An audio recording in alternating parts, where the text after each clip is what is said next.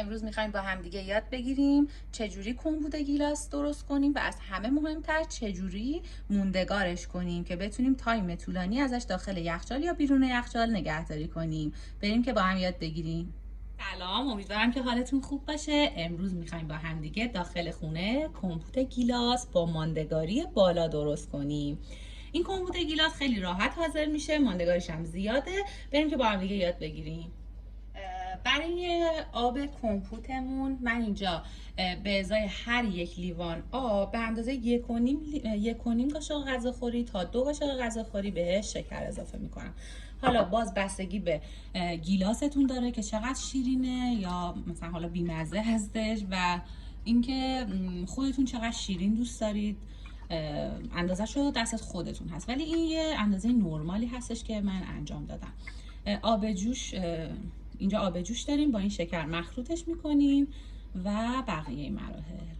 من یادم رفت بگم این آبی که داخل کمپوتمون استفاده میکنیم حتما باید آب جوشیده شده باشه، یعنی کلا آب جوش و داغ باشه که با شکر کامل مخلوط بشه. یه نکته خیلی مهم که تو ماندگاری کمپوت گیلاس یا حالا هر کمپوتی که درست میکنید مهمه، این هستش که در ظرفاتون حتما فلزی باشه و چیپ، یعنی هوا ازش بیرون نره. این هوا رفتنه توش باعث خراب شدن کمپوتتون میشه. حالا من گیلاس ها رو شستم، داخل این ظرفان پر میکنم. حالا بعضیا دوست دارن آب گیلاس بیشتر باشه، میتونن حالا نصف نصف گیلاس بریزن، ولی من گیلاس رو تقریبا پرش میکنم، بعد بهش آب اضافه میکنم و 2/3 معقول هستش. آب و شکری که مخلوط کردیم و داخل کمپوتمون میریزیم که روی گیلاس ها رو کامل بگیره.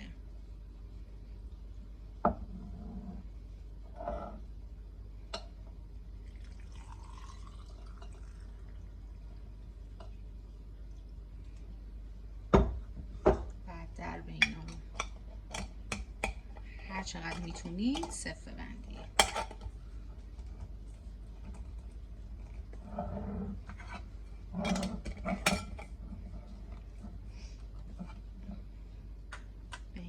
قابلمه مورد نظرتون رو میذارید رو گاز، بعد شیشه هاتون رو در نظر میگیرید به این حالت.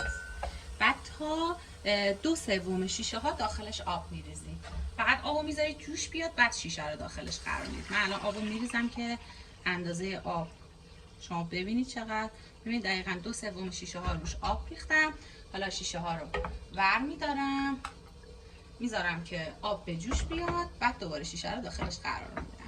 شروع کرد به جوش اومدن، ظرفای گیلاس خوشگلمون رو میذاریم داخل آب، زیرش رو متوسط میکنیم و میذاریم که حدوداً 15 دقیقه بمونه داخل. الان 20 دقیقه از پختش گذشته، زیر شعله رو خاموش میکنیم و شیشه ها رو از داخلش برمیاریم. حالا یه پارچه‌ای پهن میکنیم، شیشه ها رو به این حالت وارونه قرار میدیم، حدوداً 2 ساعت بمونه. این کار باعث میشه که شیشه ها هوای اضافهش خارج بشه، یا اگه درب شیشه خراب باشه و ازش نشتی بده متوجه بشیم و اینو سریعتر استفاده کنیم که خراب نشه. ولی اون شیشه هایی که کاملا حالا بعد 2 ساعت خودتون متوجه میشید اومدید دیدید که اصلا از شیشه هیچ آبی بیرون نیومده، اون نشون میده که شیشه‌تون کاملا وکیوم شده و سفته و میتونید اینو به مدت طولانی حتی بیرون از یخچال هم نگهداری کنید.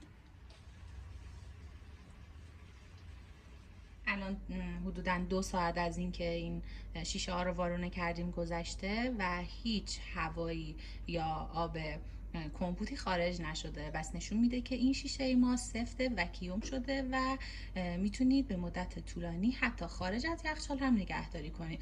ولی من خودم همیشه داخل فریزر نگهداری میکنم. حالا 2 ساعت قبل از اینکه بخوایم بخوریم درش میارم، یخش آب میشه و کاملا خوشمزه میل میکنیم. حالا بریم بکشیمش داخل ظرف ببینیم چی شده. خب در ظرف باز کردیم، کمپوتای خوشمزه و هیجان انگیزمون رو ببینید در نزدیک بهتون نشون بدم. ببینید همینجور سالم و خوشمزه پخته. کمپوتای خوشگل و هیجان انگیز گیلاس ما حاضر شد. امیدوارم که درستش کنید، دوستش داشته باشید و کنار خانواده لذتشو ببرید.